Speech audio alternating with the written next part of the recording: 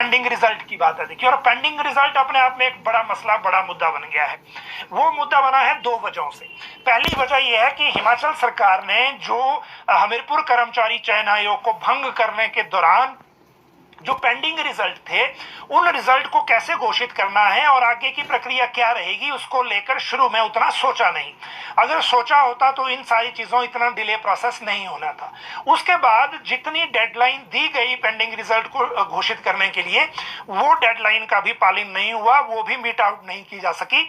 और उसकी मुख्य वजह यह थी कि लोक सेवा आयोग एक संवैधानिक संस्था है। राज्य सरकार ने प्रीएम्प्ट ये कर लिया कि जिस तरह से हम कहेंगे वो घोषित करते जाएंगे, वैसा नहीं हो पाया। लोक सेवा आयोग के पास पहले से अपने रिजल्ट बहुत हैं, तो वो उतनी स्पीड से हमीरपुर कर्मचारी चयन आयोग के रिकॉर्ड को नहीं ले सकते। ऊपर से उस रिकॉर्ड में भी कई तरह की खामियां हैं। इन सारी चीजों के बीच भी जितना भी पॉसिबिलिटी थी, राज्य सरकार ने थोड़ा फास्ट करने के लिए कोशिश की। अभी तक 6 रिजल्ट घोषित हो चुके हैं। 7वें रिजल्ट की फाइल वापस राज्य सरकार को दी है। उसके बाद सरकार ने 3 पोस्ट कोड और भेजे हैं लोक सेवा आयोग को, जिनमें रिजल्ट अब घोषित होना है। और ये पोस्ट कोड है 958, 967, 9573। 311 पोस्टों के रिजल्ट इसमें आ जाएंगे। 311 लोगों को रोजगार मिलेगा इन पोस्टों के रिजल्ट में। लेकिन जो मामले या तो एफआईआर में हैं, या फिर जो मामले पहले से पेपर लीक या फिर किसी और चीज में उलझे हुए हैं, फॉर एग्जांपल जेओआईटी 817 और जेओआईटी के बाकी अदर्स जो इसमें शामिल हैं। और दूसरा मामला है, एक एग्जांपल के तौर पे ड्राइंग मास्टर 980 और सचिवालय क्लर्क का। जहां एफआईआर दर्ज है, वहां का बीच का रास्ता निकालने के लिए विजिलेंस से आई एक शेड्यूल रिपोर्ट के आधार पर लॉ डिपार्टमेंट से कुछ सरकार ने रास्ता पूछा है कि क्या इसमें कोई पॉसिबिलिटी है या नहीं। लोक सेवा आयोग की मैं बात करूं तो लोक सेवा आयोग के जो सोर्सेज हैं हमारे, वो बिल्कुल क्लियरली कैटेगोरिकली कह रहे हैं कि हम एफआईआर के मामले में रिजल्ट निकालने का काम नहीं करेंगे, क्योंकि इसमें कई तरह की लिटिगेशन में इन्वॉल्व होने की बात है। और इसीलिए राज्य सरकार या तो पहले ही इंश्योर करे कि ये भर्ती प्रोसेस जांच से निकल जाए, या फिर विजिलेंस ये क्लियर लिख के दे कि हम कंडीशनल बाद में अपॉइंटमेंट चेंज नहीं करेंगे। कंडीशनल आधार पर लोक सेवा आयोग रिजल्ट घोषित नहीं करता। लोक सेवा आयोग का कहना है कि हमारे रूल्स ऑफ बिजनेस में ऐसा कोई प्रावधान है नहीं, और अगर राज्य सरकार कहती है तो सरकार को फिर लिखित में ही उसको इवेलुएट करके जवाब दिया जाएगा। तो ये मामला अभी तक उन मामलों का है जिनको लेकर आप ये कह रहे हैं कि जिनमें एफआईआर है उनमें कंडीशनल रिजल्ट घोषित करिए। हालांकि सरकार कोशिश कर रही है, यही वजह है कि इसमें लीगल स्क्रूटनी सरकार अपने लेवल पे कर रही है कि इसमें सेक्रेटरी लॉ से पूछा जाए कि इसमें रास्ता क्या है। जेओआईटी 817 और बाकी मामलों की बात करें तो उसमें एडवोकेट जनरल खुद सुप्रीम कोर्ट में ये कह चुके हैं कि ये मामला पेपर लीक में फंसा हुआ है, इसलिए अभी सरकार ने इसमें फैसला लेना है।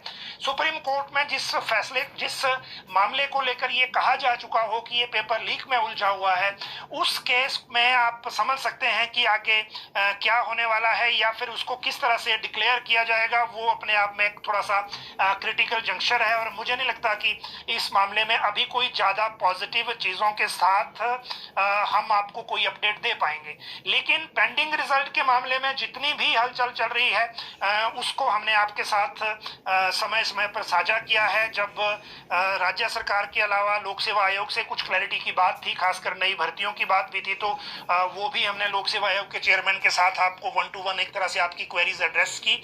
इसके बावजूद जिनके पेंडिंग रिजल्ट है, जो उसमें से कुछ ट्रोलिंग के चैंपियन बने हुए हैं, कुछ जो लड़के हैं वो सोशल मीडिया पर जो लोकल या कहिए आपकी स्टेट का जो मीडिया है उसको लेकर कई चीजें अपने हिसाब से लिख रहे हैं। मुझे लगता है कि जो जहां तक सरकार का पक्ष है, सरकार का ये कहना है कि जो ये लोग या तो एक तरह से प्रेशर बनाने की कोशिश कर रहे हैं या फिर इस तरह से ट्रोलिंग पे हैं, ये बीजेपी मोटिवेटेड है। हम तो वो भी नहीं कह रहे, हम तो सिर्फ अपना काम कर रहे हैं कि जहां से भी कोई नई अपडेट आती है आपके साथ साझा करें।